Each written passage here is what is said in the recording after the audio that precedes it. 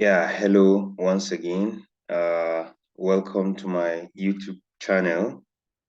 Uh, in this video, we're going to look at the past questions uh, for the 2022 West African Senior School Certificate Examination, Economics, Paper 1. That's the multiple choice questions. So this video is going to tackle the first 25 questions in order to limit the duration of the video. So and then the remaining 25 questions are going to come after in the second video actually. So let's go straight away. We have the questions here from 1 to 50, but we're going to tackle the first 25 questions in this video. And like I said, this is the 2022 PASS West African Senior Certificate Examination in Economics. So for eligibility, I will have to expand it a bit, so that you can see what I'm doing. So I'll try as much as possible to explain, especially the questions that I think may give students some bit of challenges. So as we go along, I try as much as possible, to explain. This is because uh,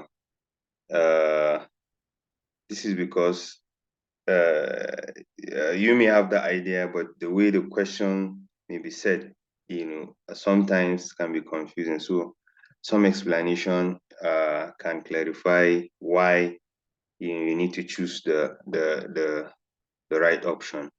Yeah. So going straight forward, number one, scale of preference shows A, income of consumer in order of size, B, utilities enjoyed by consumers, C, opportunity cost of goods consumed, D, consumers want in order of priority. You know what scale of preference is, I believe. Scale of preference is the arrangement of wants in order of priority. So in this case, the option is D. Yes, the option is D in this case. So the next question, there is unemployment of resources when production is A, within the production possibility curve, B, outside the production possibility curve, C, along the production possibility curve, D, adequate market demand. In this case, the production possibility curve is a line that shows the combination of resources, that produces equal amount, of output. Yeah.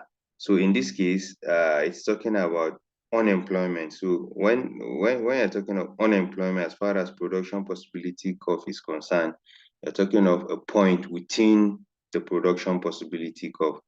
When there is the point within the production that is not on the production possibility curve shows that employment resources are not adequately employed. So the answer is A. The answer is C. The unemployment is there is unemployment of resources when production is within production possibility curve. So going to the next question, number 3. A major characteristic of natural resources is that they, A, are unlimited in supply, B, have high cost of production, C, are free gift of nature, D, do not command any price. This is pretty very clear. And the major characteristics of natural resources is that they are free gift of nature. That is, natural resources are actually, given to us naturally. Yeah, so that's one of the major characteristics. So going forward, number 4, a major disadvantage of a capitalist economy is that it A, leads to low production of goods and services, B, require large sum of officials to operate, C, consider individuals' consumption satisfaction, D, worsen income inequality among citizens. This is also pretty clear. One of the major disadvantages of capitalist economy is that, the rich keep getting richer while the poor keep getting poorer. When you look at most capitalist economy, for instance, the USA, you discover that, the people that are wealthy keep getting wealthier, whereas people who are poor, keep getting poor, even though, in advanced economy, there are certain, welfare packages that the capitalist system set aside in order to take care of the vulnerable. But the major disadvantage of capitalist economy is that the haves, those that own the means of production, keep getting wealthier, while those who do not, that's that have not, keep getting poorer. So the answer to this is it worsens income inequality among the citizens. Number 5, the main sector of an economy contributes 60% of the gross domestic product, GDP. If the GDP is $540, what is the contribution of the mining sector? So this question is a bit of calculation. And how you need to calculate it is you calculate the 60% of the GDP, because the mining sector contributes 60% of the GDP. And we all know that 60% is 0.6, and then you multiply it by the 540. Sorry. You can bear with me because that's the 60%, which is 0.6 multiplied by 540. And then when you do that, the answer will be C. Sorry, the answer will be C. Yeah. So do the calculation. 60% is 0. The same thing as 0.6 times 540. And the answer you get will be $324. Yeah. So number 6, an increase in the demand for a commodity may lead to a decrease in the demand for another if both are A, in complementary demand, B, of the same quality, C, in composite demand, D, in competitive demand. An increase in the demand for a commodity may lead to a decrease in the demand for another. So in this case, it's talking about competitive demand. Competitive demand, when two goods provide the same function, they are competing with each other. So an increase in the demand for one will certainly lead to a reduction in the demand for the other. That is the characteristic of competitive demand. For instance, we have Bonvita and Milo. When the demand for Bonvita increases, the demand for Milo will definitely decrease because they perform the same function. So it means consumers are going for Bonvita and not Milo. Just an example. So the answer is D. So moving forward to number 7.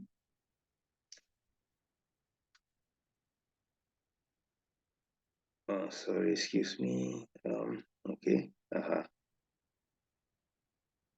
Okay, moving forward to number 7. Yeah.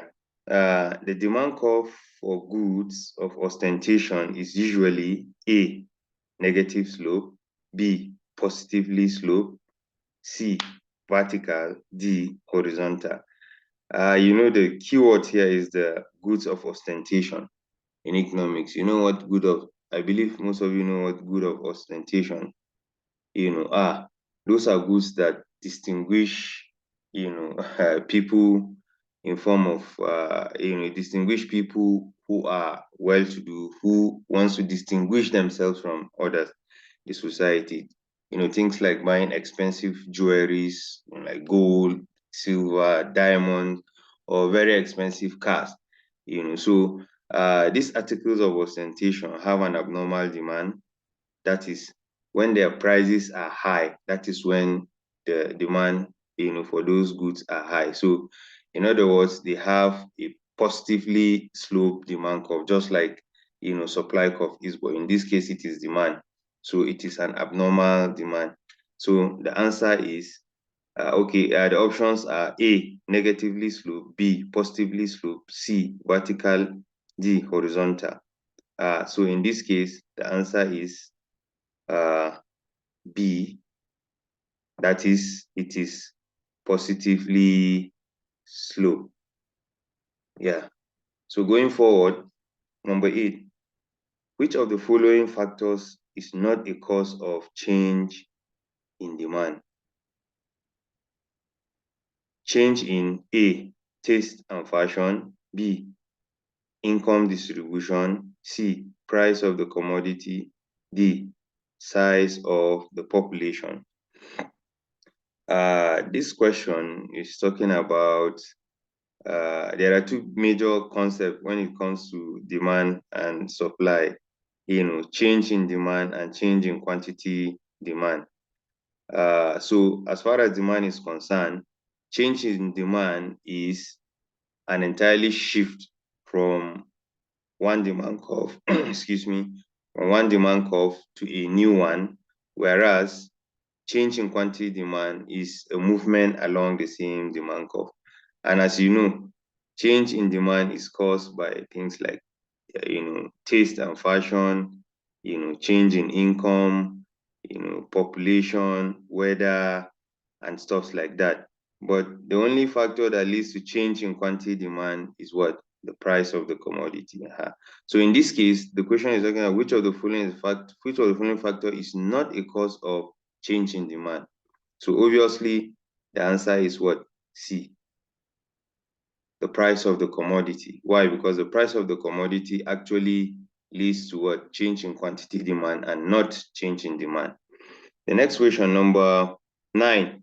If the quantity demand of a commodity increases from 20 units to 30 units, when there is an increase in price from $4 to $5, the elasticity of demand is I believe you know the formula for elasticity.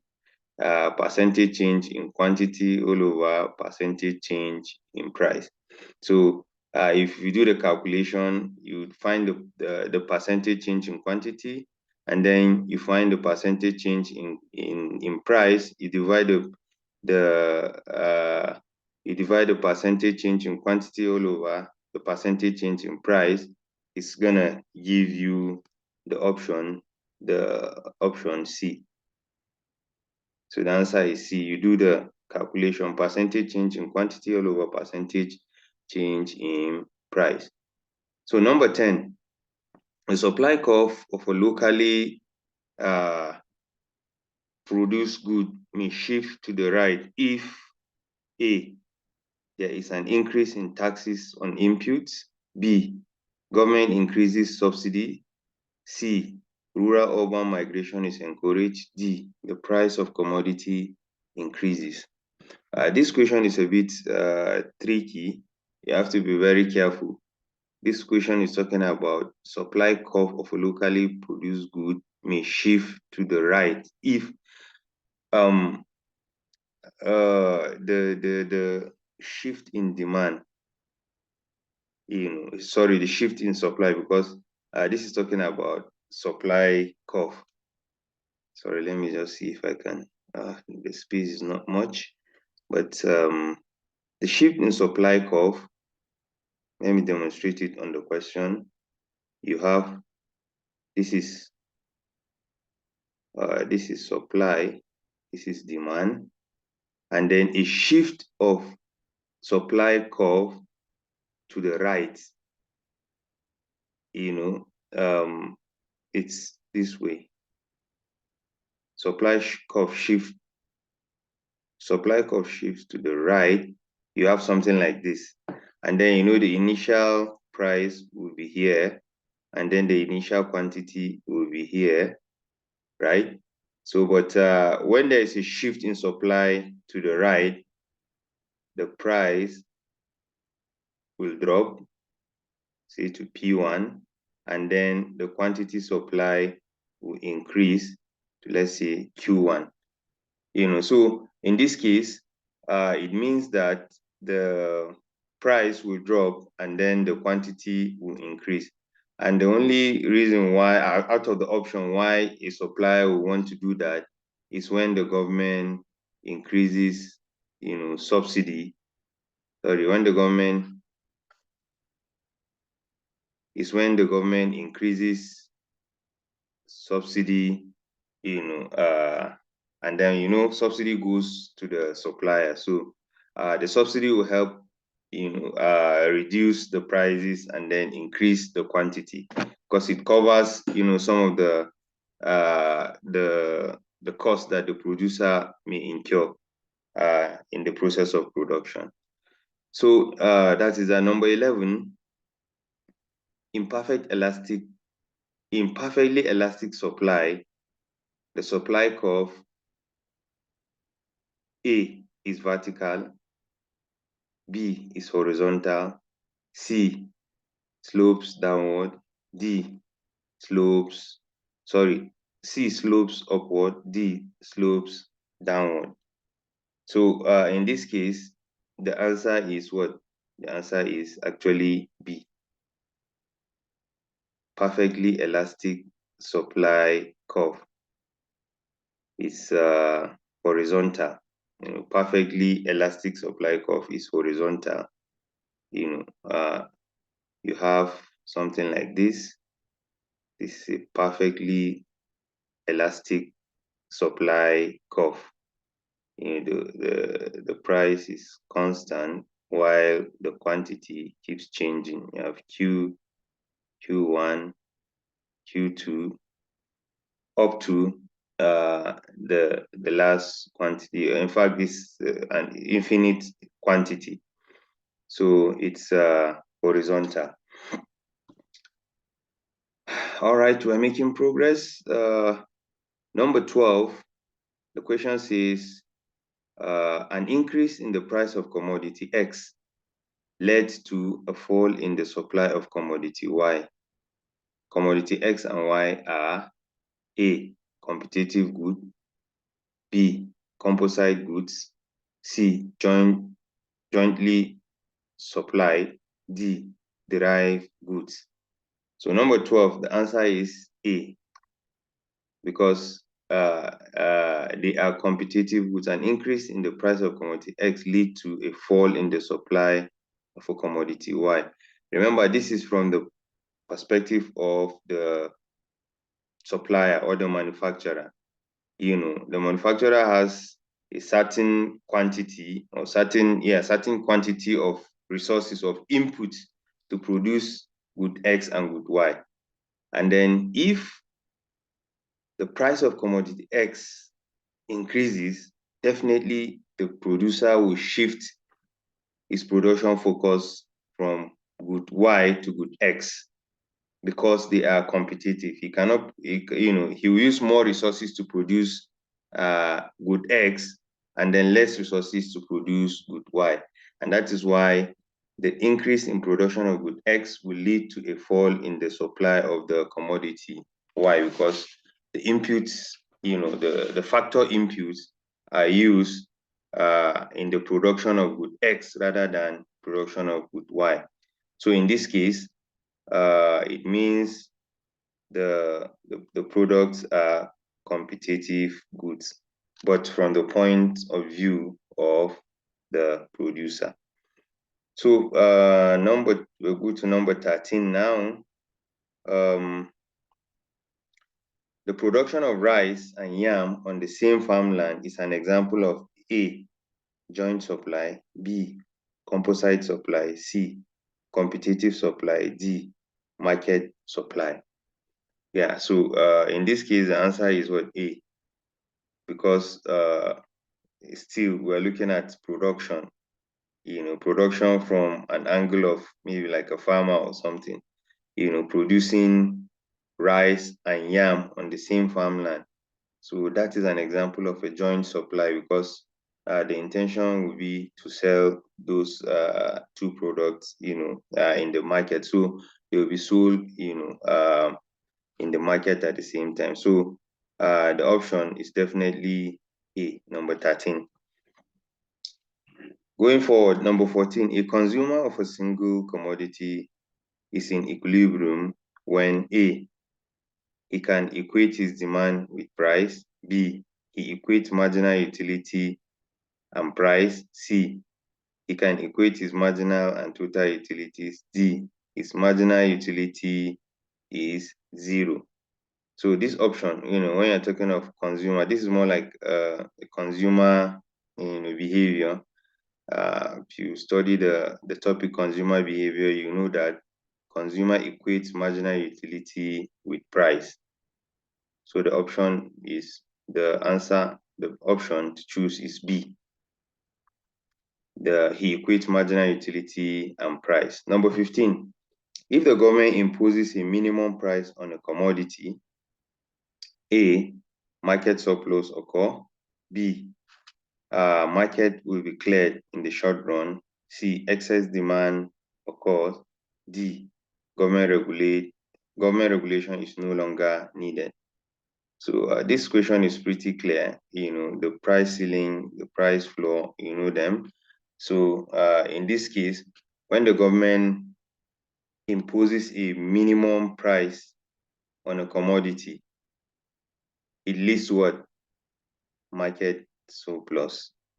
This question is basically talking about, protecting the interests of producers, not setting a price floor where it's expected that at that price or above the price is what the goods will be sold, but it cannot be below, the price floor.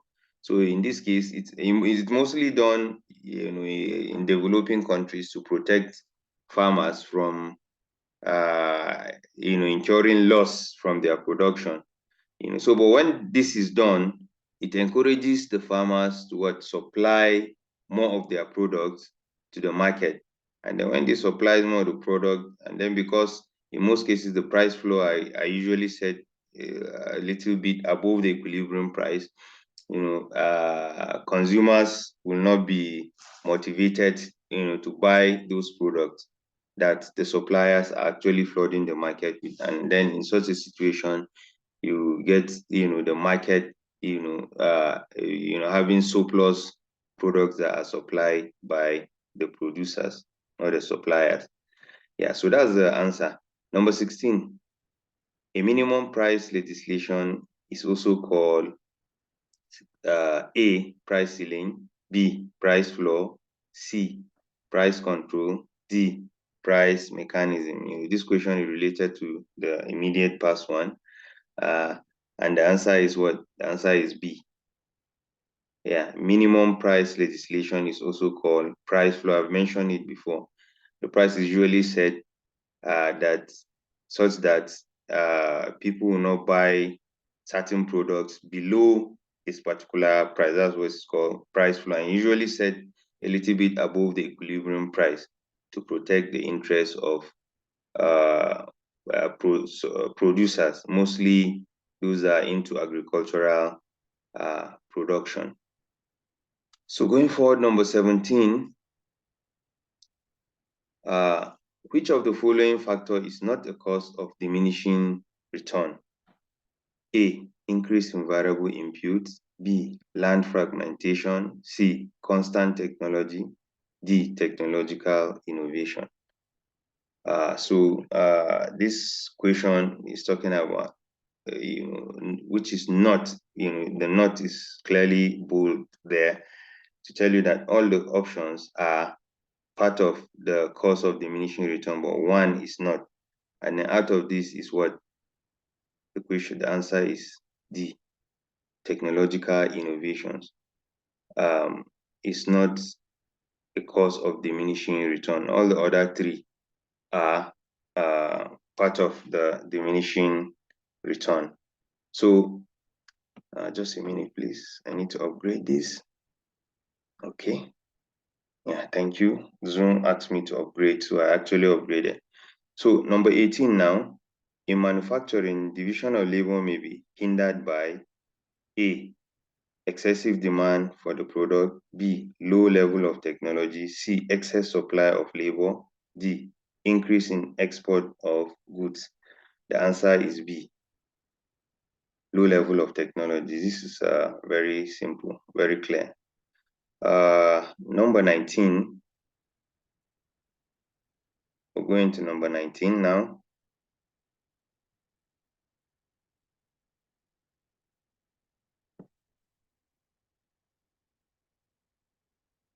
Okay.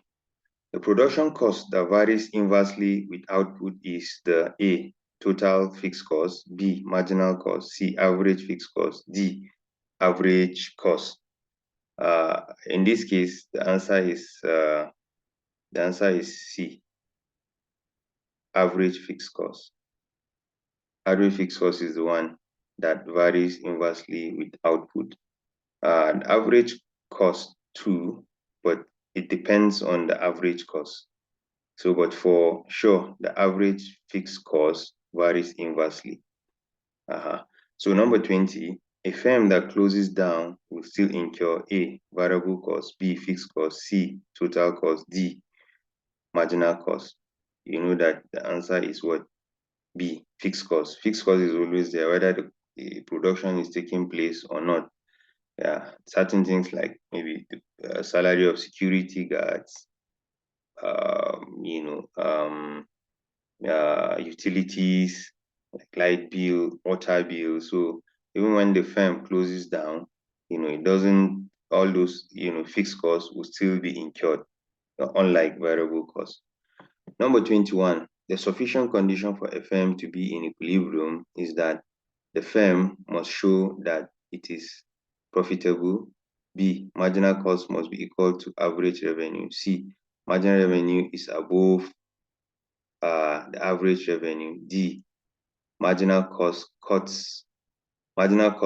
cuts the marginal revenue curve from below. The answer, the option is D. There is a necessary but not sufficient condition. That is when the marginal cost cuts the marginal revenue from above. But the necessary and sufficient condition is when the marginal cost cuts the marginal revenue from below. The explanation is that when the marginal cost cuts the marginal revenue from above, it means the marginal cost is still falling. So the main idea is for the producer to keep expanding since the marginal cost is falling. So it gets a point where the marginal cost will get to the lowest and then it will begin to rise up. And then until the point where it cuts the marginal revenue from above. At that point, it is the necessary and sufficient condition. Yeah, so most of you that will take economics at advanced level at higher institution, you get to know more of that for sure. So number 22,